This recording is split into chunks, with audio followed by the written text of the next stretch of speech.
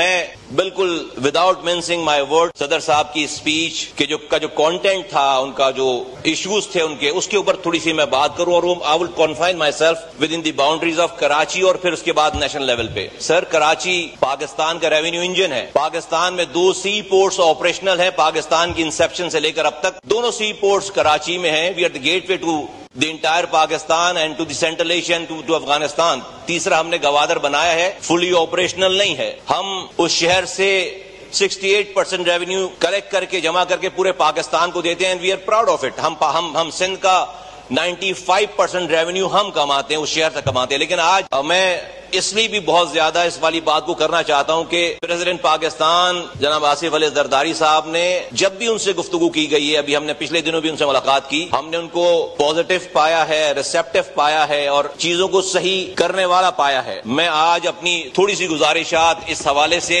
اس لیے کر رہا ہوں کہ شاید ان کی نالج میں نہ ہو، شاید ان کے لوگ ان کو یہ نہ بتاتے ہوں. تو کراچی کے آج حالات یہ ہیں کہ دنیا چاند پر جا رہی ہے اور ہمارے یہاں معصوم بچے کھلے ہوئے گٹر میں گر کر مر رہے ہیں. ایک ہی اسکرین پر ایک خبر ہے کہ انڈیا چاند پر چلا گیا، اور اس کے 2 سیکنڈ کے بعد خبر ہے کہ کراچی میں کسی گٹر کا ڈھکن نہ ہونے کی وجہ سے بچہ گر گیا، مر گیا. اور یہ ہر تیسرے دن کی خبر ہے 15 سالوں سے. اور یہ میں سر اعتراض کے طور پر، پوائنٹ اسکورنگ کے طور پر نہیں کہہ رہا ہوں، یہ میں گزارشات کر رہا ہوں. یہ میں صدر پاکستان سے گزارش کر رہا ہوں، یہ میں پارٹی کے چیئرمین سے گزارش کر رہا ہوں. چونکہ انہوں نے اسپیچ کی ہے، وہ سنتے ہیں، ان کے گوش گزار لانا چاہتا ہوں. 15 سالوں سے سر کراچی جیسے شہر کو ایک قطرہ نیا پانی نہیں دیا گیا، ایک قطرہ. اور جو پانی ان لائنوں میں آتا تھا، اس پانی کو بھی پانی مافیا، ٹینکر مافیا چوری کر کے وہی پانی کراچی والوں کو بیچتے ہیں. آج سندھ بھر میں ہمارے پاس 48,000 اسکولز ہیں. ان اسکولز میں 11,000 اسکولز ابھی رپورٹ پیش ہوئی ہے ہائی کورٹ میں کہ وہ گوسٹ اسکول ہیں. ہمارے یہاں 70 لاکھ بچے سندھ میں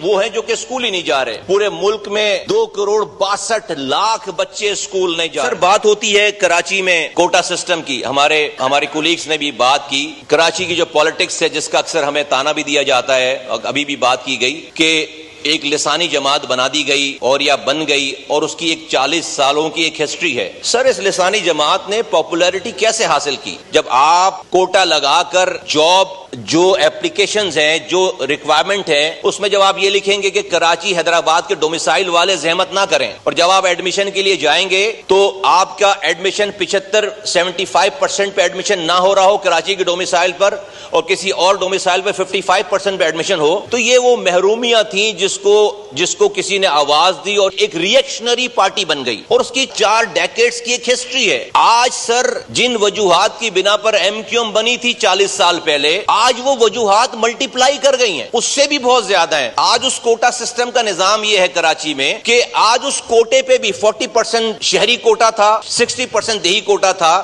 آج سر حشر یہ ہے کہ جب دیہی کوٹا ختم ہو جاتا ہے تو اس 40% شہری کوٹے پہ جعلی ڈومیسائل بنا کر وہ 40% کوٹا بھی لے لیتے ہیں. میں صدر پاکستان محترم آصف علی زرداری صاحب سے پریزنٹ کہوں گا کہ پلیز ہم میری بات کو مانے نہیں، لیکن میری بات سن کر اس پہ تحقیق ضرور کر لیں. اس پہ آج وہ ساری وجوہات موجود ہیں جس کی وجہ سے اس طرح کی ایم کیو ایم دوبارہ بن سکے. ساری ہر گلی میں مسائل ہیں.